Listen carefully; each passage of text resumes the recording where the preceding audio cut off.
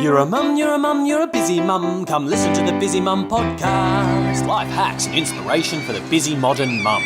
Hi and welcome to the Busy Mum podcast. This podcast is sponsored by my fabulous accountant, Nicole Canali of Canali Tax and Accounting. If you want to hear more about Nicole, she was one of my first guests. I interviewed her on this podcast, episode 14. Check her out.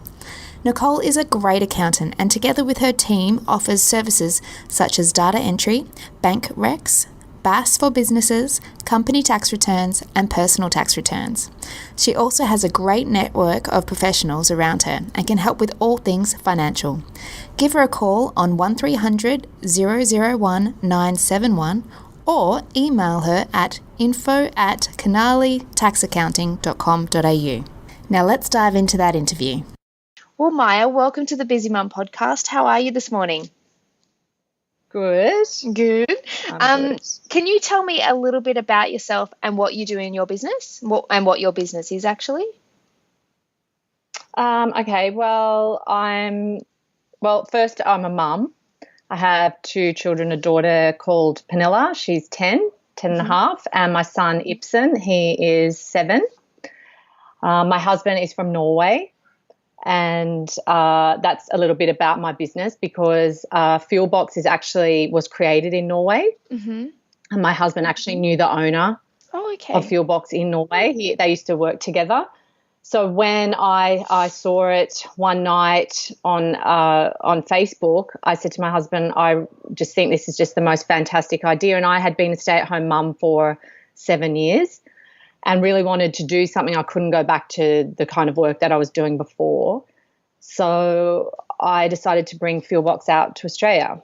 And FuelBox, basically, for people that don't know, it's a tool to get people to have more connected face-to-face conversations with family, as a couple, in businesses, with friends. So basically the idea behind it and why I found it so interesting was I found that today is our actual anniversary, my husband and I, 12 years.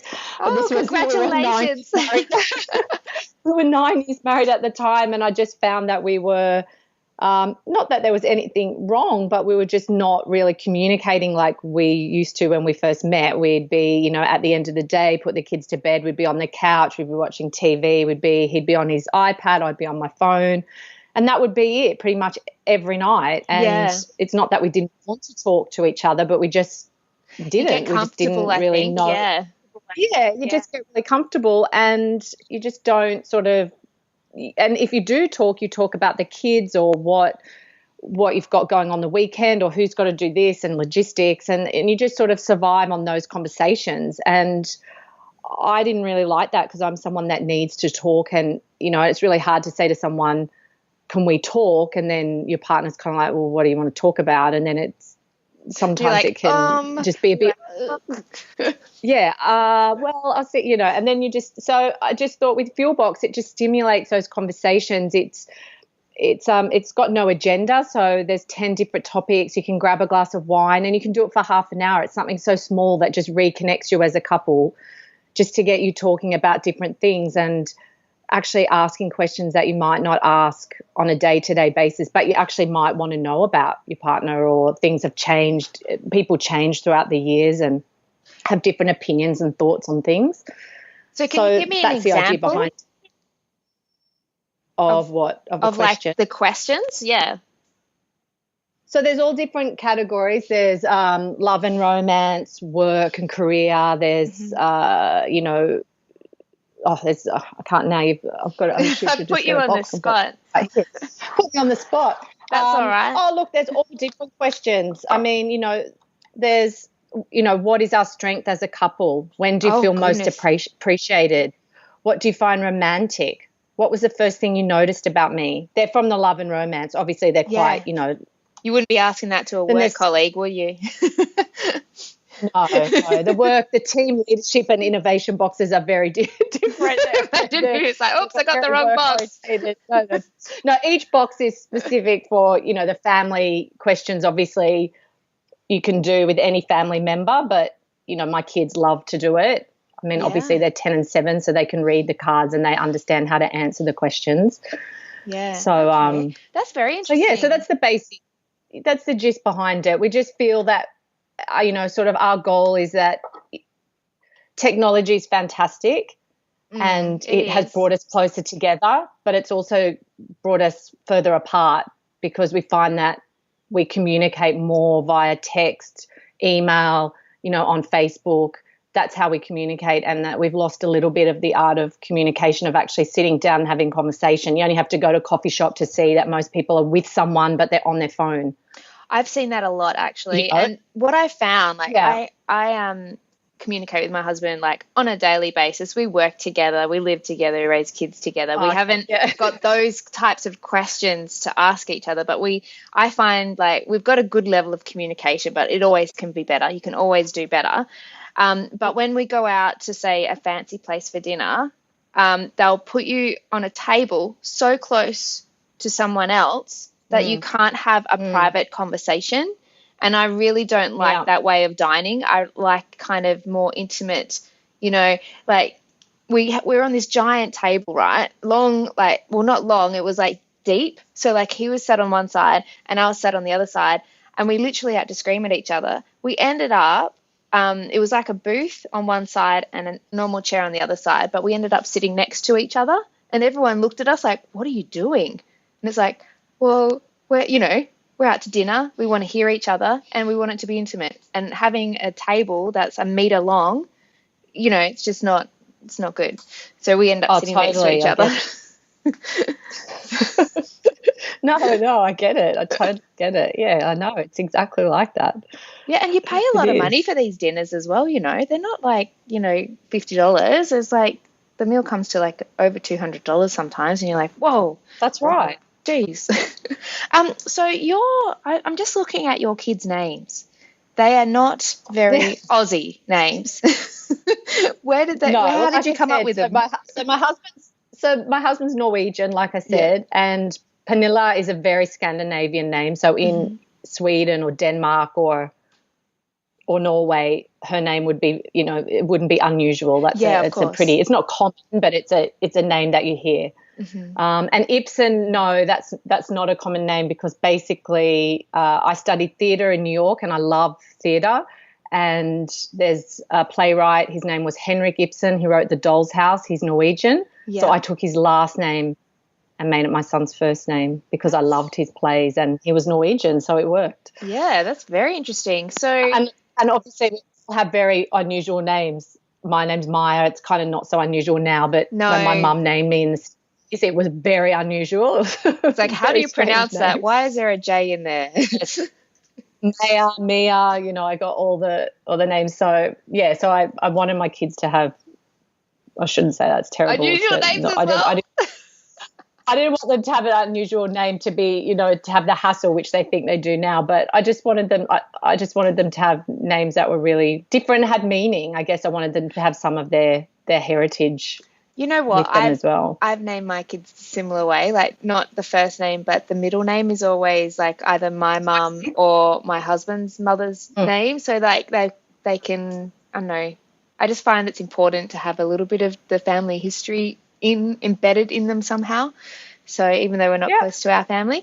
Now, you did mention before that you spent some time in New York in theatre. Was that correct? Or doing theatre or studying theatre? So tell me about that. Yes, life before children. Well, in my previous life before children, when I left school, I was a professional singer for 20 years. What? I had my own band with my brother for about 6 years, an original band. Yep. And then when I was 25, I just decided that I had always wanted to live in New York. So I went to New York for 3 years and I studied theatre. I did a conservatory program at Stella Adler Conservatory for 2 years, and then I lived there for a year working and doing plays and whatnot. And then my visa ran out and I had to What was it like living in New York? Yeah. Tell me about it. You're just like, it's just so look, I still think of it, it's just such an amazing time. I feel really lucky that I was adventurous enough at the time when I was that young that I did that, because obviously it's not something that I can do now. No, it was just a great, really carefree time. You don't have any responsibility but yourself, if you can remember those times. They're not gone completely from my mind. They're not fallen. So it was just a great time with, going to great theatre and having great friends around and studying Shakespeare and putting on plays, and it was amazing. It was a really amazing time. Are you based in Sydney? So yeah, I'm in Sydney. And do you? Where are you? I'm in Sydney too, in Five Dock. Oh, little Italy. Yeah. I just moved from Gladesville actually, so we were nearly neighbours. Oh my goodness! Where did you go? Did you go to the northern suburbs? No, we went to Barara actually, so we went quite far. Gladesville. Where's that? Right up near Hornsby. Oh, I know where Hornsby is. There's a shaver shop in Hornsby. I know the world through shaver shops. It's really bizarre. Okay, my next question, I suppose, I'm just going to dive into the next question because we went a little bit off track there, but it was really interesting. Of course, that's what I was going to ask you. Do you go to the theatre much here? Because I know that there's some good stuff on. Oh, there is. I don't. We just went to the Globe pop-up theatre that was on at Moore Park. Yep. Which was amazing. If it's still on, go. It was fantastic. But no, not as often as I would like to. No, I must say. But my daughter's really into musical theatre, so I do go to a lot of musicals. I love that. I really love that. I do. Oh, yeah. I do. My friends took me to the Book of Mormon. Have you seen the Book of Mormon? Oh, yeah. I've seen it. It's great. Hands down, one of the best musical theatres that I've ever been to. And I took my eldest to, was it Matilda when they were here? Yes. Yeah. That was great too. Oh, my God. That was amazing. Yeah, those amazing young kids. Oh, wow. Hats off to them. I don't know how they do it in front of an audience. I could maybe do the singing part at home in the shower. Okay, so just describe for us a day in the life of Maya. Do you have any tips or hacks? What does your usual day look like, or do you mix it all up? No, look, I like to exercise. I'm pretty into exercise, so I train at least 3 or 4 times a week, if not more, if I can get in an extra bit. That's good. That always keeps me. I think that exercise is really important, especially if you're working from home. Just to be outside for a little bit and just to get some fresh air and just to get the blood flowing. I just find that it's really important to do something before being sort of at home the rest of the day. So most of my day consists of obviously getting the kids ready and getting them to school. Then I go and exercise and I come back and do FuelBox stuff, whatever that may be, packing orders or emailing people back or, just usual admin. I have one more question. Sorry to butt in there. With FuelBox, are you just selling purely online, or do you do wholesale to gift shops? I have done a little bit of wholesale, but not a lot. I have done a little bit. It's not something I sort of chase after, but some people have approached me and then I do it if they're interested in. Okay. But it's mainly an online business. Okay, beautiful. Continue on. It's not sounding very exciting. And then, when you're at home, you end up doing, a million tons of washing and there's always something to do, so you get a bit distracted. I try and stay focused. Any hacks? Oh, I don't know. I'm a bit of a list person. I like to make lists. I feel like if I don't write it down, it will be forgotten. So that's something I've got a list book, that I have to do. I totally get you. I do a whole book full of everything that I need to do, and then when I find I've got if I get bored, I'm like, haha, look through it, and then I just pick something out of there and go on with it. Yeah, well, that's really it. And then the afternoon, I pick the kids up, and usually I'm just a taxi with soccer, dancing, indoor soccer, driving them around to all the different activities. Then come home and make dinner. Did you find because really you've got a 7 and a 10-year-old, did you find that this year the activities stepped up a little bit, or have they been heavily in activities for a while? Oh, they've been in. Look, they've always been pretty active, and I find that it works better for them to be in activities, because I find that if they're at home, they just whinge for the iPad or they want to watch TV. So I'd actually prefer them to be outside kicking a ball or doing some activity in the afternoon. My son's really into soccer, so he does soccer training on a Monday. He also does indoor soccer on a Friday. Obviously, my daughter's dancing, so she plays netball as well. So, yeah, I just find that they enjoy it. I don't push the activities. I ask if that's what they want to do. I don't sort of say, oh, you have to do activities. They want to do it. Mm-hmm. But I just find it keeps them a little bit occupied. Otherwise, yeah, as they start to get older, they want to just be on iPads and do less at home. And we're trying to, like I said before, it's all about balance with technology. We're happy for them to have it, but we don't want them to have it, to feel like that's the only thing that they can do when they come home.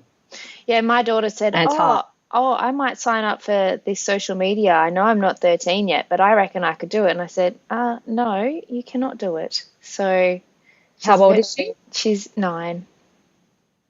Yeah. Yeah, they kind of, I think the girls at school say they have it.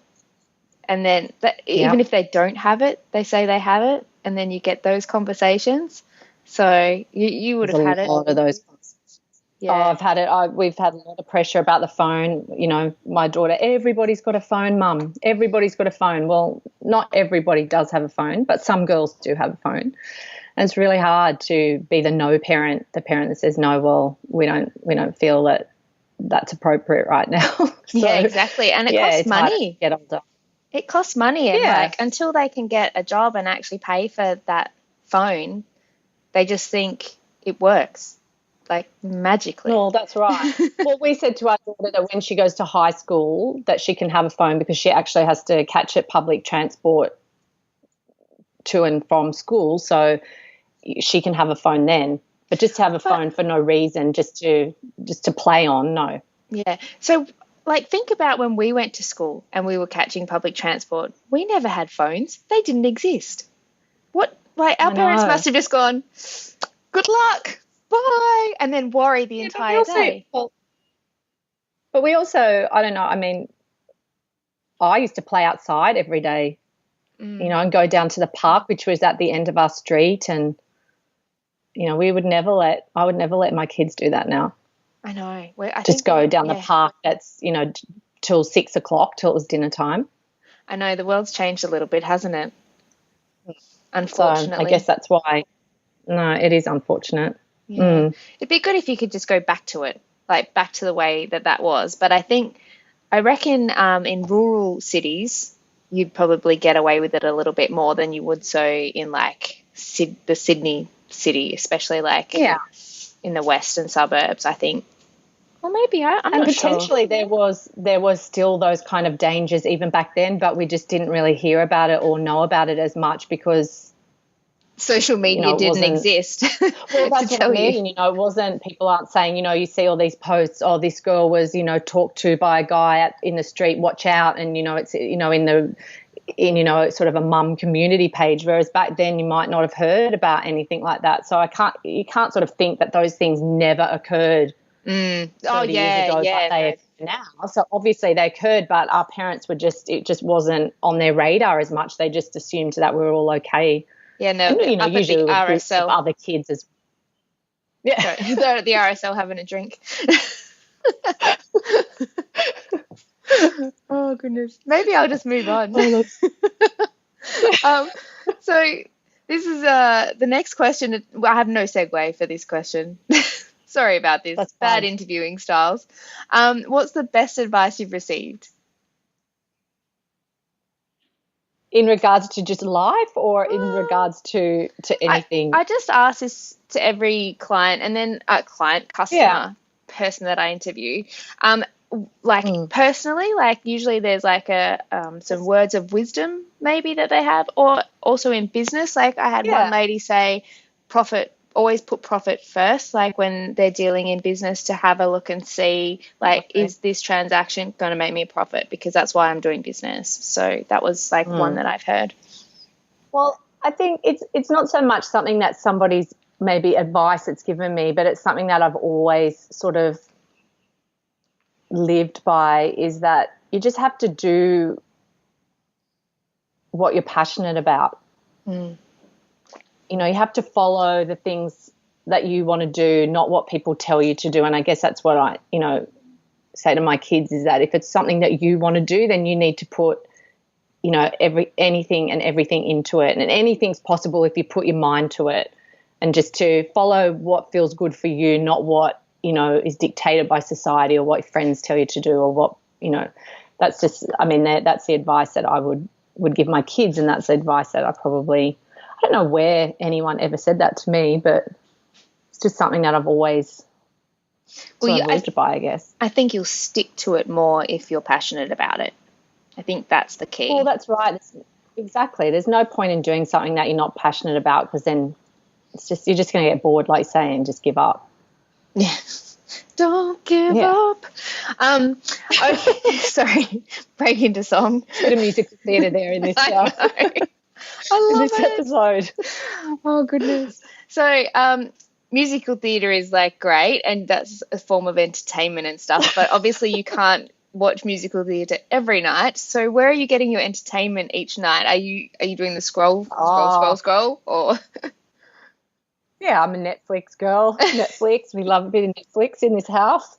My husband and I love to watch. Luckily, we sort of have the same taste, so we like to watch a lot of shows. We've, my thing, I'm into Outlander. I don't know if you've watched that. I've watched it. And I've rewatched season 1 as well. Yeah, well, I've read some of the books and I'm pretty into that show. But my husband and I together, we've watched that we really like is Ozark. Oh, yes. That's really good. Jason Bateman, obviously can't beat him. Yeah, Jason can't beat that guy. He's awesome. No, love him. He's good.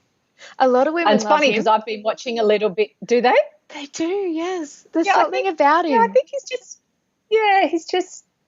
he's aging well, put it that way. Yeah, he is. It's funny because I actually was watching a bit of the old Arrested Development.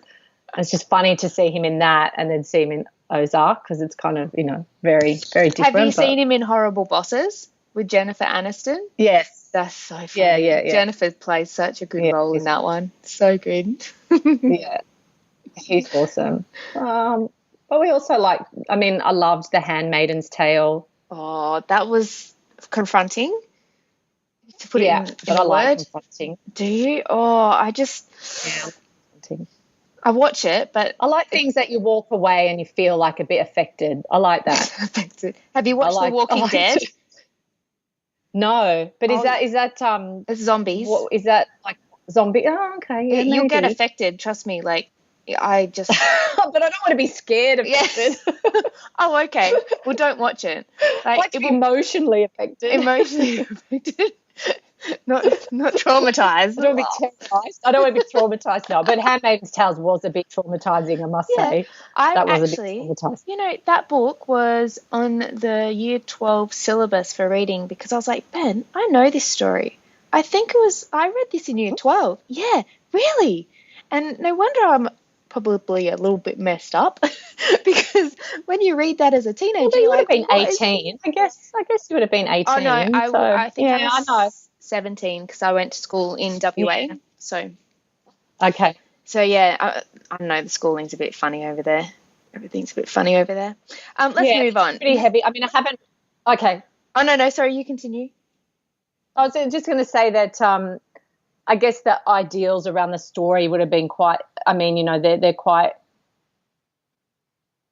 Not relevant. I guess they are relevant, but just about society and what can happen. So I think it's kind of, I guess that's probably more what they were probably trying to instill than actually frighten 17-year-olds. But anyway, moving on. If you look at Hitler though and what he did, he was gassing people that didn't have blonde hair and blue eyes. Yeah, well that's so shit like that has happened, in the past, and that's right.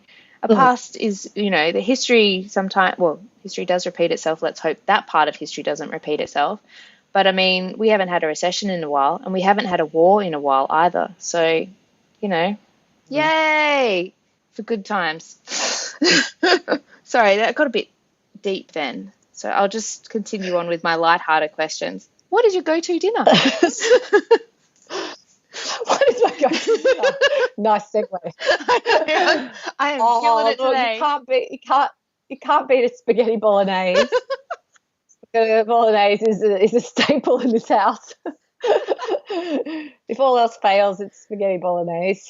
That's about it. Dinners, I can't tell you. I must say I hate cooking. I don't know how other mothers feel, but it's just it. I wish I loved it. I don't love it. I hate coming up with the stress of coming up what to feed these kids every night. It drives me crazy. Are they good eaters, your kids? My daughter's really good. My son's getting there. He used to be really bad. But as he's getting older, he's getting a bit better. He's trying more things and he's being a little bit better, but he's not fantastic. He's not overly adventurous. Oh, okay. Yeah, well, my kids basically eat nuggets and salad or some nuggets and veggies, nuggets and something each night. That's not very good, but, you know, sometimes I'll eat eggs. Sometimes I'll have a breakfast dinner. So, you know, you just got to we have breakfast for dinner all the time. Oh, that's good. My kids eat I could buy 12 to 24 eggs a week with 2 kids. They eat so many eggs. Well, we eat a lot of eggs, actually, heaps of eggs. Talking about eggs, what's one area of your life you would like to improve? What is an area of life? What is an area of my life I'd like to improve? Oh, there's a few areas. Your egg consumption? Well, sorry? Your egg consumption. My eggs consumption. I think there's a few. To be more grateful, I think is a good one. I think that when things get hard or heavy or it's easy to sort of, complain about things, but in the end, we have a pretty amazing and good life, and to remember all the positive things that you have. I think that's something I'd like to work on more. Yep. Definitely. Yeah, I started, I did start, but I haven't continued to do more like a gratitude diary or journal. So each day try and just list everything that I'm grateful for to try and put me in a better mood. Because a lot of the stuff that I complain about is first world problems, because, you need love, you need food, you need shelter. Tick, tick, tick. All good. Yeah. Health. You got your health. Yeah, got my health. That's a huge one. Yeah, exactly. Okay, well, I've got 3 quick questions, Maya, and then I'll let you get on with your day. Question number 1. What website have you signed up to recently that you actually find value in receiving their emails? I've signed up to a lot. I wouldn't say I've signed up to this recently, but I'm a big fan of Mums with Hustle. I get a lot of emails, and I'm sure everyone does in their inbox, that you just delete when they come in, but I always read Tracy's emails because they're always really valuable, I find. Okay. How did you find her as well? How did I find her? Yeah. I've known Tracy for a while. I signed up way, probably right at the beginning when she first started out. Mm-hmm. I don't know how. I just fell upon it, I think, on Facebook. And I've followed her since then. We've met a couple of times. I've been to her events. Yeah. She's great. She's fantastic. I really like her a lot. I've interviewed her and she's very bubbly. And really good. So, yes. Second question. Yeah, she's lovely. What is one piece of advice you would give your pre-baby self? Do what's best for you, not what people tell you to do. Yeah. No, I like that. And final question, what is the most useful and useless baby item you have? That was really hard, that question, I found. But I'll say one of the useful things for me was one of those little grow eggs, that you used to put it in your baby's room and they would tell you the temperature. I know it sounds silly, but I was so obsessed with whether it was too hot or too cold or what. I became really, crazy about, is that too many clothes, too many blankets? And at least then every time I could look and go, okay, it's that degrees in here. This is what I'll put on. So that, I think that calmed my anxiety in those early first baby weeks. No one knows what they're doing. You just sort of guesswork, really. I had no idea what I was doing. Yeah. And useless baby item. I don't even know. Can't remember that far back. It feels like so long ago since I had a baby. I'm not sure. That's all right. I had I think one. Well, maybe. Yeah. What was yours? What's your useless? Well, I like the Bumbo, but it was like only used for a really short period of time. Yes. So okay. Yeah. It's good but useless because you spend $50 or $60 on this thing that you use for a couple of months and then it just sits there. And with the first child, I also had that nappy bin, but the nappy you would push down and turn around. Yeah. But then, like, when you think about it, well, I liked it, but I didn't like having the poo and the wee stay in the room. You know, like when I thought about it, it's like just get that stuff out of there. You know, just I prefer the little nappy bags and get it out straight in the bin. Done. So yeah, that were my things. Anyway, thank you, Maya, for being on the podcast. It's been a very interesting time talking with you this morning. My pleasure. I hope you'll be like, we've gone on a bit of a diversion here and there, but, always makes it interesting. We've created a diversion. Thanks for listening to the latest episode of the Busy Mum podcast. Don't forget to let your friends know and also subscribe to the iTunes channel and also my socials if you want to see what I'm getting up to. A brand new episode is out every Monday morning, just like clockwork.